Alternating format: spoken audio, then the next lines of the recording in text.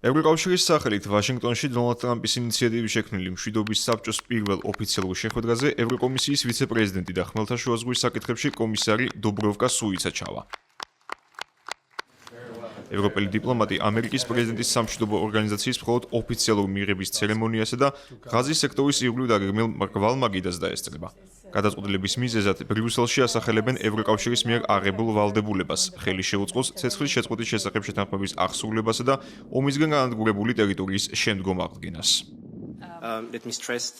ნება მომეცით ხაზი გავუსვა, რომ ევროკომისია არ ხდება მშვიდობის საბჭოს წევრი. როგორც იცით, ევროკავშირმა ძალიან მნიშვნელოვანი ძალისხმევა გასწია ღაზაში. ჩვენ ასევე დახმარებას უწევთ პალესტინელებს და მათთვის ვართ უმსხვილესი დონორები.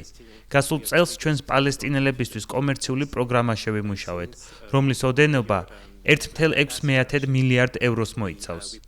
ამას გარდა 2023 წლის ოქტომბრიდან ჩვენ 500 მილიონი ევროს ღირებულების ჰუმანიტარული დახმარება წარმოადგინეთ, რაც სრულად შეესაბამება ჩვენს ვალდებულებებს ამ ტერიტორიაზე მყოფი მოსახლეობის მხარდასაჭერად.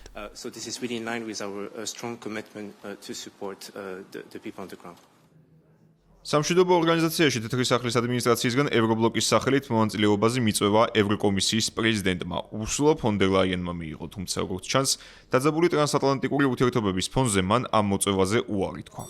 ამის მიუხედავად ბრიუსელის მიერ მიღებული გადაწყვეტილება აჩვენებს, რომ ევროკავშირი საბოლოოდ მაინც არ ამბობს უარს ტრამპის მშვიდობის საბჭოსთან თანამშრომლობაზე. მიუხედავად ამერიკის პრეზიდენტის ინიციატივისადმი ევრობლოკის სახელმწიფოთა უმრავლესობის სკეპტიკური განწყობებისა. ევროკომისიის ერთ-ერთი წარმომადგენლის განმარტებით თემის გარშემო გაიმართება კონსულტაციები ბულგარელ დიპლომატ ნიკოლაი მლადენოვთან, რომელიც დონალდ ტრამპმა ღაზის საკითხზე მშვიდობის საბჭოს უმაღლეს წარმომადგენლად დანიშნა და დაავალა უზრუნველყოს ურთიერთობების დალაგება საბჭოსა და პალესტინის ტექნოკრატიულ კომიტეტთან.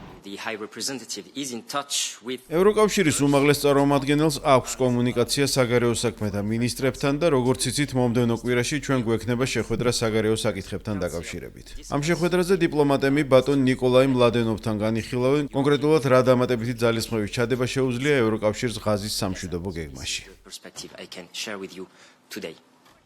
ვაშინგტონსა და ევროპულ სახელმწიფოებს შორის ბოლო პერიოდში არსებული უთანხმოების ფონზე, რაც განსაკუთრებით ეგრეთ წოდებული სატარიფო მუქარებებითა და გრენლანდიის საკითხით არის გამოწვეული, ევროკავშირის წევრ სახელმწიფოთა დიდი ნაწილი უარს აცხადებს მშვიდობის საბჭოს სრულფასოვან წევრობაზე, განსხვავებით უნგრეთისა. მაგალითად, იტალიამ, რუმინეთმა, საბერძნეთმა და კვიპროსმა განაცხადეს, რომ დონალდ ტრამპის ორგანიზაციას დამკვირვებელთა ფუნქციით შეუერთდებიან. მათგან მხოლოდ ბუქარესტის დელეგაცია იქნება წარმოდგენილი ვაშინგტონის შეხვედრაზე. ამ შეხვედრამდე კი დონალდ ტრამპი საუბრობს იმ საკითხებზე, რომლებსაც, როგორც აცხადებს, თეთრ სახლში დაბრუნების შემდეგ მიაღწია. შეხედეთ ღაზას, ახლო აღმოსავლეთში მშვიდობა გვაქვს. რა თქმა უნდა, აქ-იქ კონფლიქტები წარმოიქმნება ხოლმე, თუმცა საერთო ჯამში მაინც მშვიდობაა. მეტწილად ეს მოხდა მას შემდეგ, რაც ჩვენ ირანის ბირთვულ პროგრამაზე დარტყმები განვახორციელეთ. უბრალოდ მინდა ხალხს დავეხმარო. ეს 5 მილიარდი არის ჩვეულებრივი ხურდა იმ ფულთან შედარებით, რაც ახლო აღმოსავლეთში დახარჯეს ბუშმა, ობამამ და ბაიდენმა. გვინდა წარმატებას მივაღწიოთ. ფიქრობ, ამ საბჭოს აქვს შანსი გახდეს ყველაზე მნიშვნელოვანი, რაც კი ოდესმე შექმნილა.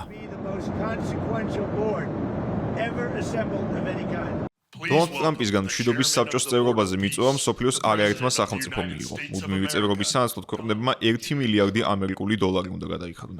საბჭოს დამფუძნებელ ქვეყნებს შორის არის კრემლის მოკავშირე ბელარუსიც. მიწვეულია მოსკოვიც, რომელიც საკითხის ირგვლივ ჯერ კიდევ გადის კონსულტაციებს პარტნიორებთან.